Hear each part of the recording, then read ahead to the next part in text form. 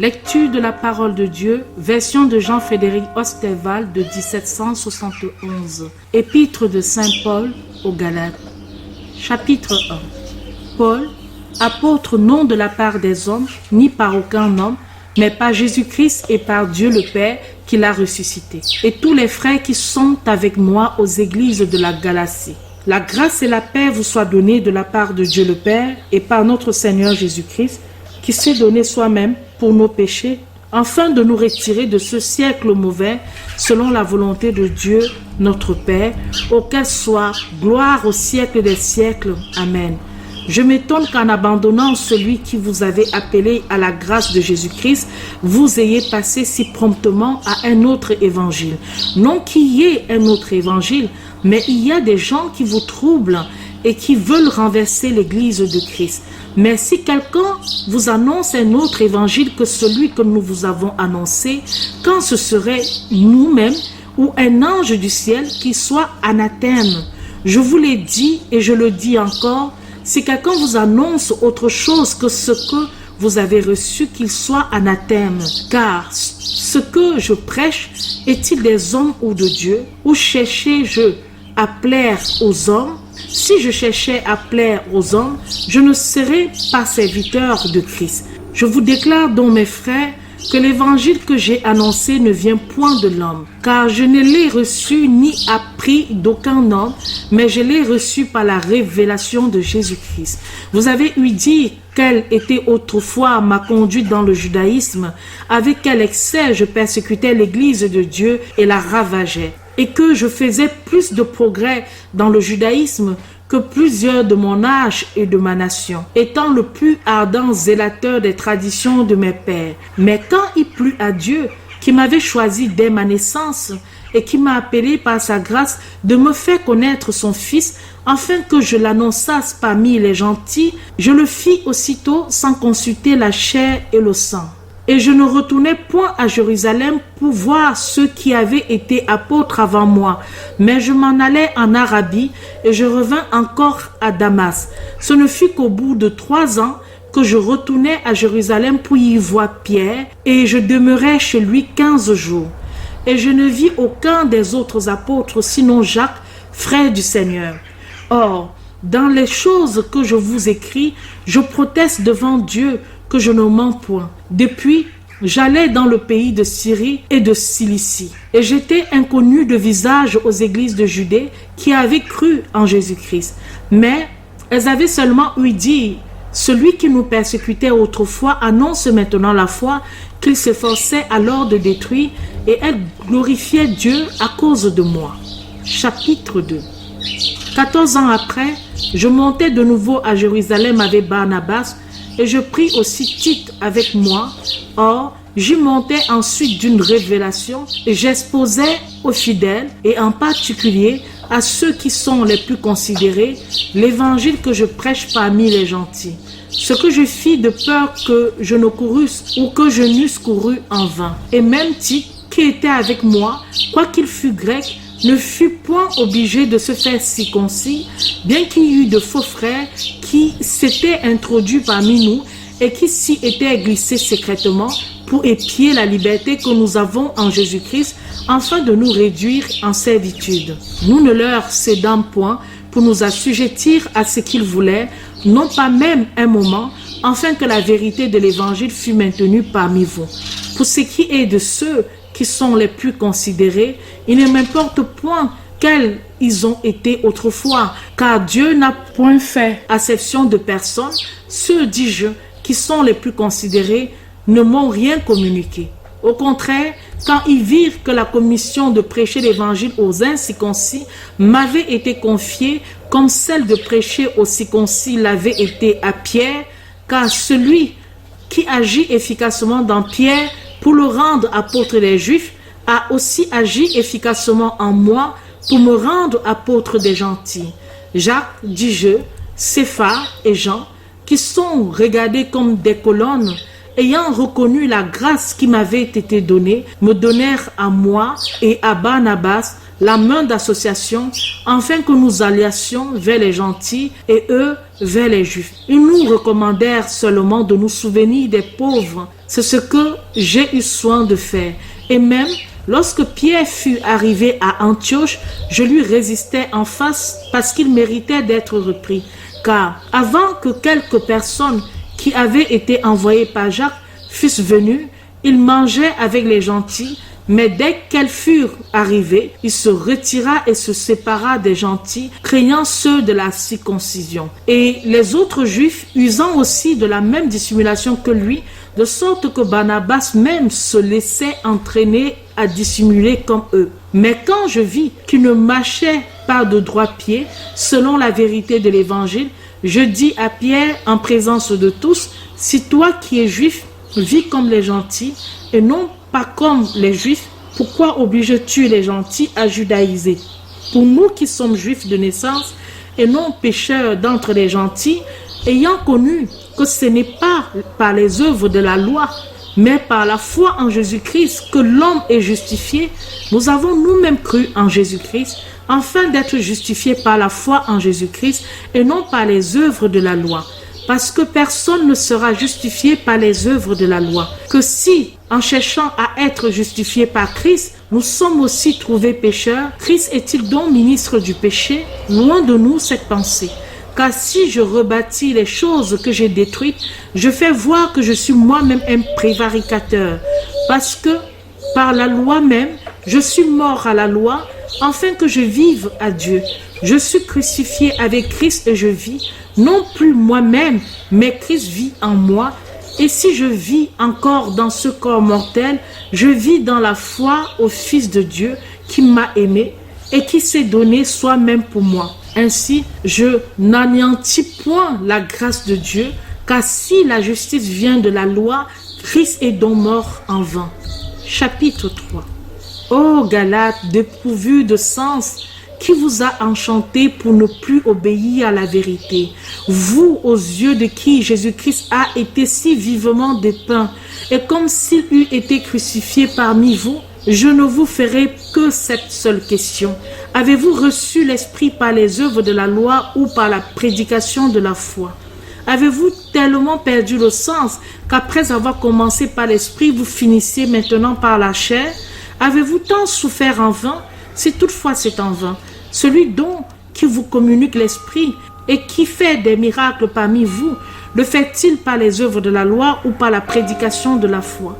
Comme Abraham crut à Dieu et que cela lui fut imputé à justice, sachez de même que ceux qui ont la foi sont les enfants d'Abraham. Aussi, l'Écriture prévoyant que Dieu justifierait les gentils par la foi, a évangélisé par avance à Abraham en lui disant « Toutes les nations seront bénies en toi ». Ainsi, ceux qui croient sont bénis avec Abraham qui a cru, car tous ceux qui s'attachent aux œuvres de la loi sont sous la malédiction, puisqu'il est écrit « Maudit est quiconque ne persévère dans les choses qui sont écrites dans le livre de la loi pour les faire. » Et que nul ne soit justifié devant Dieu par la loi, cela paraît parce qu'il est dit que le juste vivra par la foi. Or, la loi ne justifie pas par la foi, mais elle dit que l'homme qui aura fait ces choses vivra par elles. Christ nous a rachetés de la malédiction de la loi, ayant été fait malédiction pour nous, car il est écrit « Maudit est quiconque est pendu au bois », afin que la bénédiction promise à Abraham se répandît sur les gentils par Jésus-Christ et que nous reçussions par la foi l'Esprit qui nous avait été promis. Mes frères, je me servirai d'une comparaison tirée des usages des hommes. Lorsqu'un contrat a été confirmé par un homme, personne ne le casse, ni n'y ajoute rien. Or, les promesses ont été faites à Abraham et à sa postérité. Il ne dit pas à ses postérités comme s'il eût parlé de plusieurs, mais il dit comme parlant d'une seule, et à ta postérité qui est Christ. Voici donc ce que je dis, que l'alliance que Dieu a auparavant confirmée en Jésus-Christ n'a pu être annulée, ni la promesse abolie par la loi, qui n'est venue que 430 ans après. Car si l'héritage est donné par la loi, il ne l'est plus par la promesse. Or, Dieu l'a donné à Abraham par la promesse. À quoi donc sert la loi? Elle a été ajoutée à la promesse à cause des transgressions jusqu'à la venue de la postérité à qui la promesse avait été faite. Et elle fut donnée par les anges et par l'entremise d'un médiateur. Or, le médiateur ne l'est d'un seul, mais il n'y a qu'un seul Dieu. La loi donc est-elle contraire aux promesses de Dieu? Nullement. Car si la loi qui a été donnée eût pu donner la vie, la justice viendrait véritablement de la loi. Mais l'Écriture a tout renfermé dans le péché, afin que ce qui avait été promis fût donné par la foi en Jésus-Christ à ceux qui croient. Or, avant que la foi vînt, nous étions comme renfermés sous la garde de la loi, en attendant la foi qui devrait être révélée. Ainsi, la loi a été notre conducteur pour nous amener à Christ, afin que nous soyons justifiés par la foi. Mais la foi étant venue, nous ne sommes plus sous ce conducteur, car vous êtes tous enfants de Dieu par la foi en Jésus-Christ. Car vous tous qui avez été baptisés en Christ, vous avez été revêtus de Jésus-Christ. Il n'y a plus ni juif ni grec, il n'y a plus d'esclaves ni de libres, il n'y a plus d'hommes ni de femmes, car vous n'êtes tous qu'un en Jésus-Christ. Que si vous êtes à Christ, vous êtes donc de la postérité d'Abraham et les héritiers selon la promesse. Chapitre 4. Je dis donc que pendant tout le temps que l'héritier est enfant, il ne diffère en rien de l'esclave, quoiqu'il soit maître de tout. Mais il est sous des tuteurs et des curateurs, jusqu'au temps marqué par le Père. Nous aussi de même, lorsque nous étions enfants, nous étions sous l'esclavage des rudiments du monde. Mais lorsque les temps ont été accomplis, Dieu a envoyé son Fils, né d'une femme et assujetti à la loi, afin qu'il racheta ceux qui étaient sous la loi, et afin que nous reçussions l'adoption des enfants. Et parce que vous êtes enfants, Dieu a envoyé dans vos cœurs l'esprit de son Fils, lequel crie Abba, c'est-à-dire Père. C'est pourquoi vous n'êtes plus esclaves, mais vous êtes fils. Si vous êtes fils, vous êtes héritiers de Dieu par Jésus-Christ. Autrefois, lorsque vous ne connaissiez point Dieu, vous serviez des dieux qui ne le sont point de leur nature, mais maintenant que vous avez connu Dieu, ou plutôt que Dieu vous a connu, comment retournez-vous encore à ces faibles et misérables rudiments auxquels vous voulez vous assujettir de nouveau? Vous observez les jours, les mois, les temps et les années. Je crains pour vous que je n'ai travaillé en vain à votre égard. Soyez comme moi, car aussi je suis comme vous. Je vous en prie, mes frères, vous ne m'avez fait aucun tort, et vous savez que je vous ai annoncé ci-devant l'Évangile dans les afflictions de la chair. Et vous ne m'avez point méprisé ni rejeté à cause de ces épreuves que je souffrais dans ma chair, mais vous m'avez reçu comme un ange de Dieu et comme Jésus-Christ même. Qu'est-ce donc qui faisait votre bonheur? Car je vous rends témoignage que s'il eût été possible, vous vous serez arraché les yeux pour me les donner. Suis-je donc devenu votre ennemi en vous disant la vérité? Ils sont zélés pour vous, mais ce n'est pas comme il faut. Au contraire, ils veulent vous détacher de nous, afin que vous soyez zélés pour eux. Mais il est bon d'être zélé pour le bien en tout temps, et non pas seulement lorsque je suis présent parmi vous. Mes petits enfants, pour qui je sens de nouveau les douleurs de l'enfantement, jusqu'à ce que Christ soit formé en vous, je voudrais être à présent avec vous et changer de langage, car je suis dans une grande inquiétude pour vous. Dites-moi, vous qui voulez être sous la loi, n'entendez-vous point la loi? Car il est écrit, Abraham eut 2 fils, l'un d'une esclave et l'autre de sa femme qui était libre. Mais celui qu'il eut de l'esclave naquit selon la chair, et celui qu'il eut de celle qui était libre naquit en vertu de la promesse. Cela doit s'entendre allégoriquement, car ces femmes sont 2 alliances, l'une du monde Sinaï, qui ne met au monde que des esclaves, c'est Agar, car Agar signifie Sina, qui est une montagne d'Arabie, et elle a du rapport avec la Jérusalem d'à présent, qui est esclave avec ses enfants. Mais la Jérusalem d'en haut est libre, et elle, qui est la mère de nous tous, car il est écrit, réjouis-toi stérile, toi qui n'enfantais point, efforce-toi et pousse des cris, toi qui n'avais point été en travail d'enfant, car celle qui était délaissée aura beaucoup plus d'enfants que celle qui avait un mari. Pour nous, mes frères, nous sommes les enfants de la promesse, de même Isaac. Mais comme alors Celui qui est né selon la chair persécutait celui qui était né selon l'esprit. Il en est de même maintenant. Mais que dit l'Écriture? Chasse l'esclave et son fils, car le fils de l'esclave ne sera point héritier avec le fils de la femme libre. Or, mes frères, nous ne sommes point les enfants de l'esclave, mais nous le sommes de la femme libre. Chapitre 5. Tenez-vous donc ferme dans la liberté dans laquelle Christ nous a mis, et ne vous remettez pas de nouveau sous le joug de la servitude. Moi, Paul, je vous déclare que si vous vous faites circoncis, Christ ne vous servira de rien. Et je proteste encore à tout homme qui se fait circoncis, qu'il est obligé d'observer toute la loi. Christ vous devient inutile, à vous tous qui voulez être justifiés par la loi, et vous êtes déchus de la grâce. Mais pour nous, nous attendons par l'Esprit l'espérance que nous donne la justice qui vient de la foi. Car en Jésus-Christ, il ne sert de rien d'être circoncis ou de ne l'être pas. Mais il faut avoir la foi qui est agissante par la charité. Vous courez bien, qui vous a arrêté pour vous empêcher d'obéir à la vérité? Cette suggestion ne vient point de celui qui vous appelle. Un peu de levain fait lever toute la pâte. J'ai cette confiance en vous, par le Seigneur, que vous n'aurez point d'autre sentiment que ceux-ci, mais celui qui vous trouble emportera la peine quel qu'il soit. Et pour moi, mes frères, si je prêchais aussi la circoncision, pourquoi serais-je encore persécuté? Le scandale de la croix serait aboli. Plus à Dieu que ceux qui vous mettent en trouble fussent retranchés du milieu de vous. Mes frères, vous avez été appelés à la liberté, seulement ne prenez pas de cette liberté un prétexte de vivre selon la chair, mais assujettissez-vous les uns aux autres par la charité. Car toute la loi est accomplie dans une seule parole qui est celle-ci: tu aimeras ton prochain comme toi-même. Mais si vous vous mordez et vous mangez les uns les autres, prenez garde que vous ne soyez détruits les uns par les autres. Je vous le dis donc, marchez selon l'esprit et vous n'accomplirez point les désirs de la chair. Car la chair a des désirs contraires à ceux de l'esprit et l'esprit en a de contraires à ceux de la chair. Et ces deux choses sont opposées l'une à l'autre, de sorte que vous ne faites point les choses que vous voudriez. Que si vous êtes conduits par l'esprit, vous n'êtes point sous la loi.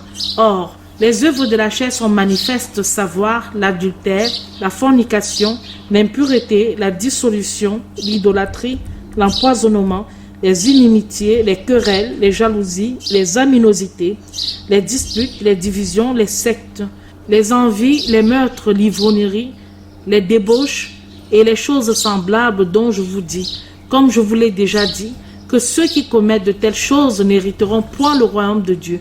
Mais les fruits de l'esprit, c'est la charité, la joie, la paix, la patience, la douceur, la bonté, la fidélité, la bénignité, la tempérance. La loi n'est point contre ces choses. Or, ceux qui sont à Christ ont crucifié la chair avec ses passions et ses convoitises. Si nous vivons par l'esprit, marchons aussi selon l'esprit. Ne recherchons point la vaine gloire, en nous provoquant les uns les autres et en nous portant envie les uns aux autres. Chapitre 6.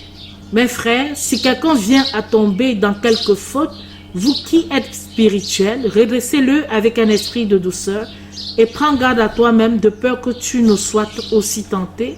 Portez les fardeaux les uns des autres et accomplissez ainsi la loi de Christ. Car si quelqu'un pense être quelque chose, quoi qu'il ne soit rien, il se séduit lui-même. Mais que chacun éprouve ses propres actions, et alors il pourra se glorifier, mais en lui-même seulement et non par rapport aux autres.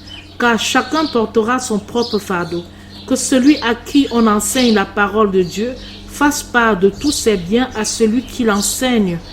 Ne vous abusez point, on ne se joue point de Dieu, car ce que l'homme aura sémé, c'est ce qu'il moissonnera aussi. Celui qui sème pour sa chair moissonnera de la chair la corruption, mais celui qui sème pour l'esprit moissonnera de l'esprit la vie éternelle.